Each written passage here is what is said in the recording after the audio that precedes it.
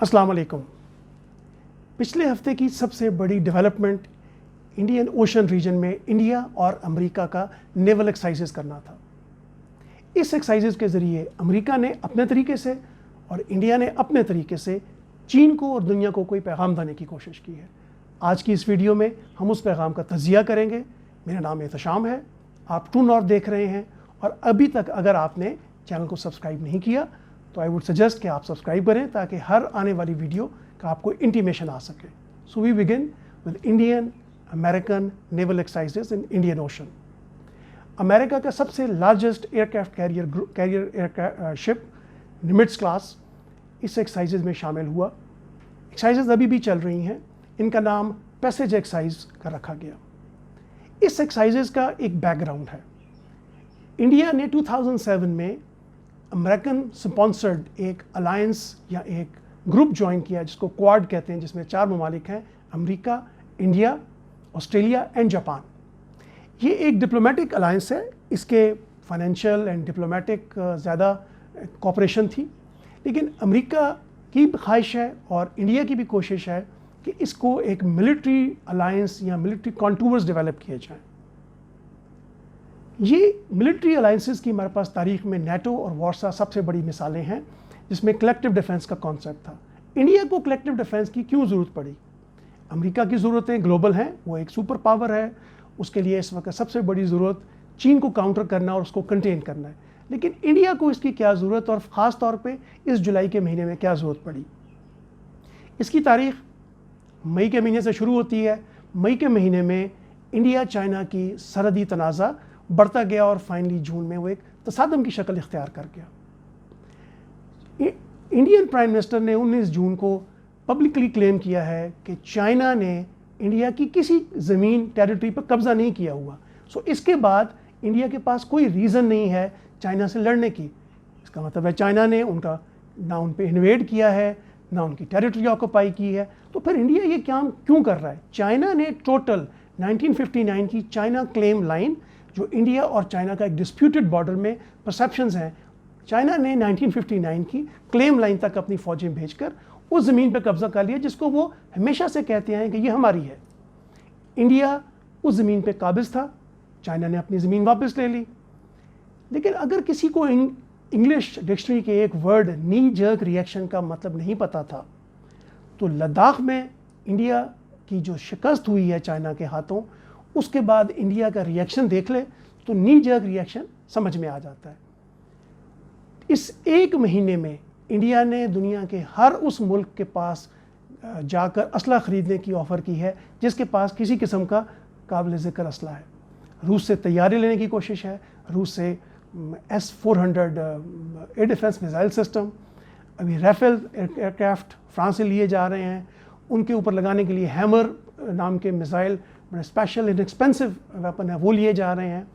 और सबसे बढ़कर एक डिफेंस अलायंस, मिलिट्री अलायंस के कॉन्टूर्स हमारे सामने नज़र आए हैं, जिसकी ये मिसाल बनी है इंडियन अमेरिकन नेवल एक्सरसाइजेस।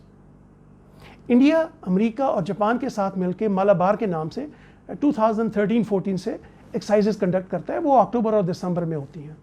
लेकिन इन एक्सरसाइजेस का बुनियादी मकसद चीन को ये मैसेज देना था कि हम तुम्हारे ख़िलाफ़ जंग में अकेले नहीं और दुनिया की सुपर पावर हमारे साथ है। लेकिन आप और मैं जानते हैं कि जैसे ही हम अलायंस का हिस्सा बनते हैं, हम किसी तगड़े ग्रुप के साथ जाके ज्वाइन करते हैं, तो हम अपनी कमज़ोरी वाज़ेह कर देते हैं। कैसे?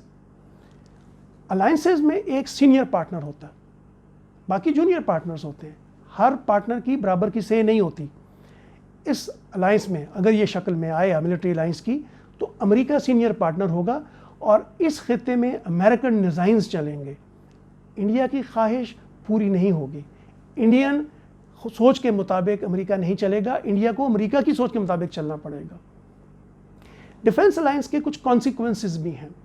सबसे बड़ा कॉन्सिक्वेंस ये है कि इंडिया की एक 73 साल की स्टेटेड पोजीशन थी नॉन अलाइंड की, कि हम दुनिया में किसी मिलिट्री अलायंस का हिस्सा नहीं बनेंगे। मिलिट्री अलायंस का मतलब ये होता है कि आप उस अलायंस के किसी भी मुल्क को अगर थ्रेट होगी तो बाकी तमाम मुल्क मिल के उस थ्रेट का मुकाबला करेंगे।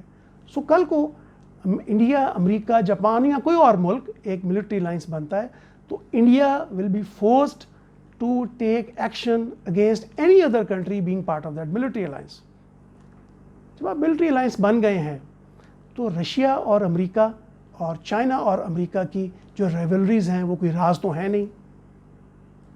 रशिया जो कि इंडिया का सबसे लार्जेस्ट डिफेंस इक्विपमेंट प्रोवाइडर है, वो अपनी पॉलिसी को रीथिंक करने पे मजबूर होगा।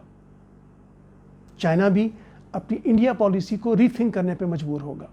चाइना की नज़र में उनका इंडिया के साथ कोई झगड़ा नहीं है। चाइना वेस्टर्न पैसिफिक में अपने आप को सिक्योर करना चाहता है and certainly Indian Ocean region से गुजरने वाली अपनी ट्रेड को और अपनी ट्रैफिक को सिक्योर रखना चाहता है और इसके लिए उसने मैरीटाइम एस्टेब्लिशमेंट्स डेवलप किए हैं जिसको स्ट्रिंग ऑफ पर्ल्स के नाम से जाना जाता है। कोई इंडिया और चाइना का हिस्टोरिक क्लैश नहीं है, कोई हिस्टोरिकल बैगेज नहीं है, लेकिन इंडिया जब जंप लगाकर अमेरिकन बैंड वैगन को ज्वाइन करेगा तो चाइना भी मजबूर होगा कि वो अपने डिफेंसिव जो सेफ गार्ड्स हैं उनको अडॉप्ट करें और उसका नुकसान सिर्फ और सिर्फ इंडिया को होगा।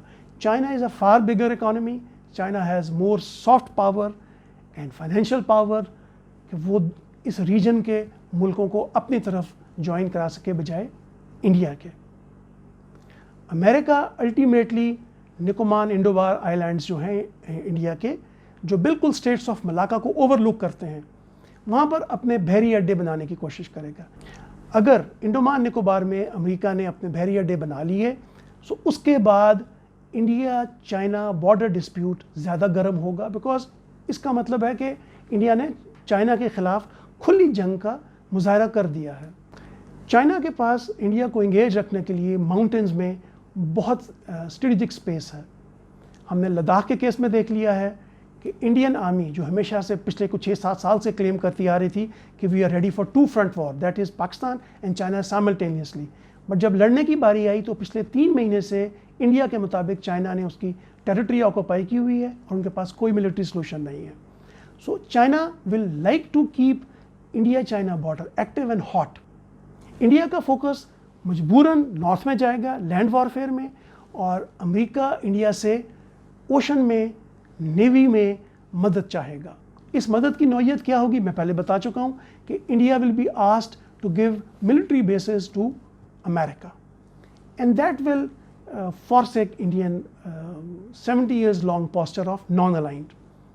जब आप एक अलायंस में चले जाते हैं आपकी फॉरेन पॉलिसी ऑप्शंस ख़त्म हो जाती हैं। India will be forced to buy military equipment from America alone और at best from some European countries. Russia से उनके ताल्लुकात में सर्द महरी आएगी, दे विल टर्न कोल्ड। जब अमेरिका मजबूर करेगा इंडिया को कि वो चाइना के ख़िलाफ़ एक पोस्चर ले तो इसकी वजह से चाइना और रशिया एक दूसरे के ज़्यादा करीब आ जाएंगे, बिकॉज वो दोनों एक कॉमन एनिमी को, एक कॉमन थ्रेट को फेस कर रहे होंगे। सो पाकिस्तान के लिए ये सिचुएशन बड़ी इंटरेस्टिंग है, ये भी इवॉल्व हो रही है, डेवलप हो रही है, लेकिन हमें इसको गौर से देखने की ज़रूरत है। मेरे अपने तजिए के मुताबिक इस सिचुएशन में इंडिया का सरासर नुकसान है mid term and long term में। शॉर्ट टर्म में यस एक साइकोलॉजिकल बूस्ट हो सकती है, लेकिन बाहर से देखने वालों को ये साफ नज़र आ रहा है कि इंडियन आर्मी जिसने बुरी तरह मार खाई चीन से, इंडियन एयरफोर्स जिसने बुरी तरह मार खाई पाकिस्तान एयरफोर्स जो 2019 में बालाकोट के बाद, तो वो अमेरिका की सपोर्ट के साथ इंडिया चाइना के ख़िलाफ़ कितना खड़ा हो सकता है, this will be some very interesting development.